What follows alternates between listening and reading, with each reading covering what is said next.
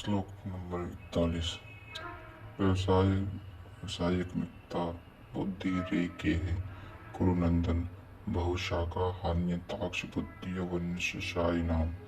अर्जुन, इस निष्काम कर्म योग में क्रियात्मकता बुद्धि एक ही है, क्रिया एक है और परिणाम एक ही है। आत्मिक संपत्ति ही स्थिर संपत्ति है। संपत्ति को प्रकृति के द्वंद से सन्ने सन्ने अर्जित करना व्यवसाय है। यह व्यवसाय अथवा निश्चयात्मक क्रिया भी एक ही है।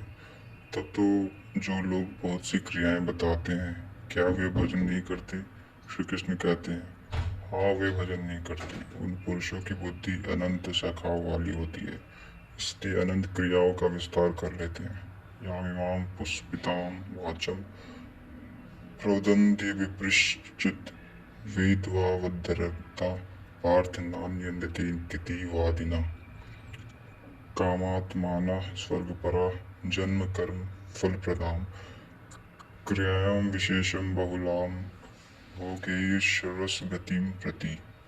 पार्थ, वे कामात्मना कामनाओं से युक्त वेदवादरता वेद के वाक्यों के अनुरूप स्वर्गपरा स्वर्ग को ही परम लक्ष्य मानते हैं कि इससे आगे कुछ है ही नहीं। ऐसा कहने वाले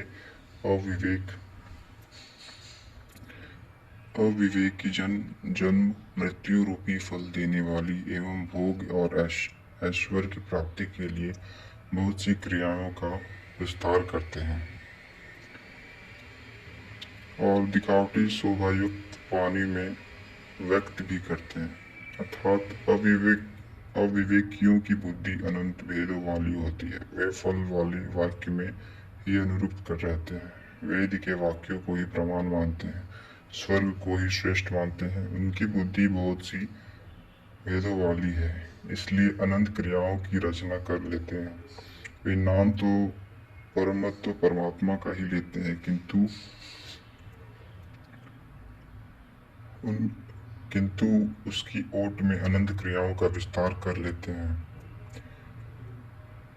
तो क्या अनंत क्रियाएं कर्म नहीं है? श्री कृष्ण कहते हैं, नहीं, अनंत क्रियाएं कर्म नहीं है। तो वह एक निश्चित क्रिया है क्या?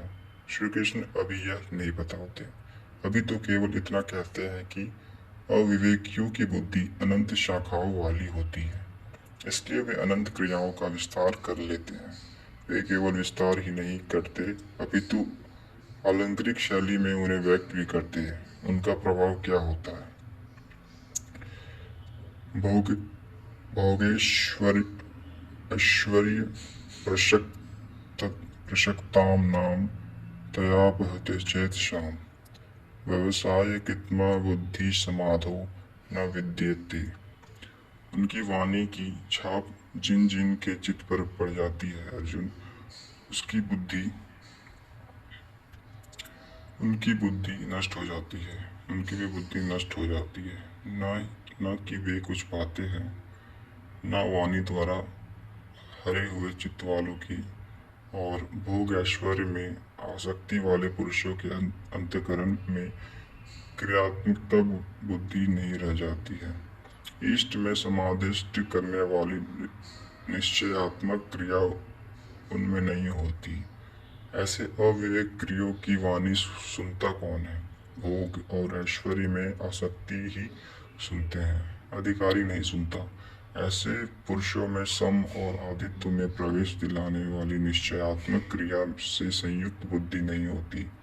प्रश्न उठता है, वेदवार्ता जो वेद के वचन को अनुरूप है, जो वेद के वचनों में अनुरूप है, क्या वे भी भूल करते हैं? इस प्रकार श्री कृष्ण कहते हैं, त्रैगुण्य विषया वेदम निस्त्रैगुण्यो भवार्जुना निर्द्वंदो नित्यसत्त्वातो निर्योगक्षेम आत्वान। हे अर्जुन, त्रैगुण्य विषया वेद तीनों गुणों तक ही प्रकाश करते हैं, इसके आगे का हाल वे नहीं जानते। इसलिए निस्त्रय गुणो भावार्जुन। अर्जुन तू तीनों गुणों से ऊपर उठ अर्थात वेदों के कार्य क्षेत्र से आगे बढ़। कैसे बढ़ा जाए इस पर श्री कृष्ण कहते हैं, निर्द्वंद्व सुख दुख के द्वंद्वों से रहित नित्य सत्य वस्तु में स्थित और योग क्षेम को न चाहता हुआ आत्म परायण हो। इस प्रकार ऊपर उठ। प्रश्न उठता है कि हम ही उठे या कोई वेदों से ऊपर उठा भी है। श्री कृष्ण बताते हैं कि आगे जो भी उठता है ब्रह्म को जानता है और जो ब्रह्म को जानता है वह विप्र है। आगे की पाठ हम अगली वीडियो में करेंगे। धन्यवाद।